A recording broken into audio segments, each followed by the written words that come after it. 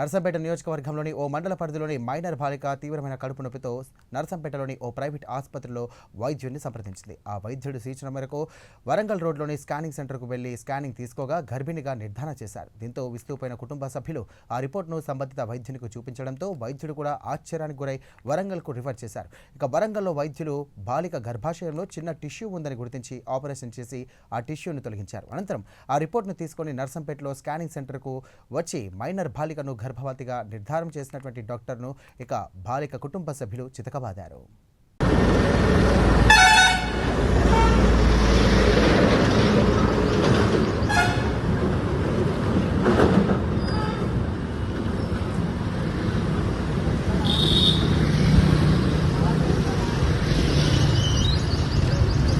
నర్సంపేటలో జరుగుతున్నటువంటి వైద్యం ఇలా పేద ప్రజల ఉసురు తీస్తూ ఉన్నది.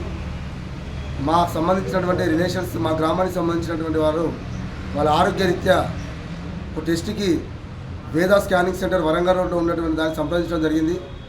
ఆ సంప్రదించినటువంటి తరుణంలో ఆ యొక్క వాళ్ళకి టెస్ట్ చేసి మీకు పాజిటివ్గా వచ్చిందని చెప్పి వాళ్ళని ఒక మానసిక క్షోభకు గురి చేయడం జరిగింది. దాంతోపాటు స్కానింగ్తో పాటు టెస్ట్ ట్యూబ్ అని ఆ టెస్ట్ ట్యూబ్లో కూడా వాళ్ళ స్వతహాగా నిర్ణయంతో ఇలా గైనకాలజిస్ట్ చేయవలసినటువంటి టెస్టు ఇలా వాళ్ళ సొంత నిర్ణయంతో టెస్ట్ చేసి వాళ్ళ మానసిక కుటుంబాన్ని ఒక మానసిక క్షోభలో చేర్చడం జరిగింది.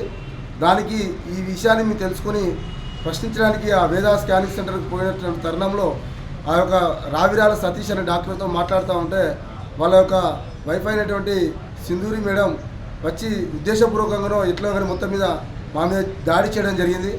ఆ చేసినటువంటి విజువల్స్ కానీ ఆ యొక్క వాళ్ళ సీసీ కెమెరా కూడా మేము పోలీస్ స్టేషన్లో చూపించడం జరిగింది. తర్వాత పోలీసు వాళ్ళు కూడా దానికి సంబంధించినటువంటి ఐఎంఏ వాళ్ళని పిలిపించి ఐఎంఏ వాళ్ళు కూడా తప్పు చేసినటువంటి వాళ్ళని తప్పు అని చెప్పలేక ఇలా వాళ్ళను వెలికేసుకుంటూ వచ్చి ఇలా మీదే తప్పు, మీరు ఆ టెస్ట్ ఏం జరిగిన తర్వాత విషయం కానీ మీరు దాడి చేయడం చెప్పని ఇలా ఉద్దేశపూర్వకంగా మేము కేసులు పెట్టి ఇలా మమ్మల్ని భయభ్రాంతులకు గురి చేయడం జరుగుతూ ఉంది.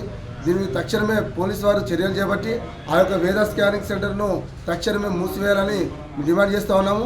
తర్వాత కలెక్టర్ కూడా మేము వాట్సాప్లో షేర్ చేయడం జరిగింది. ఆ డిఎంఎడిఎస్లో కూడా పంపించడం జరిగింది.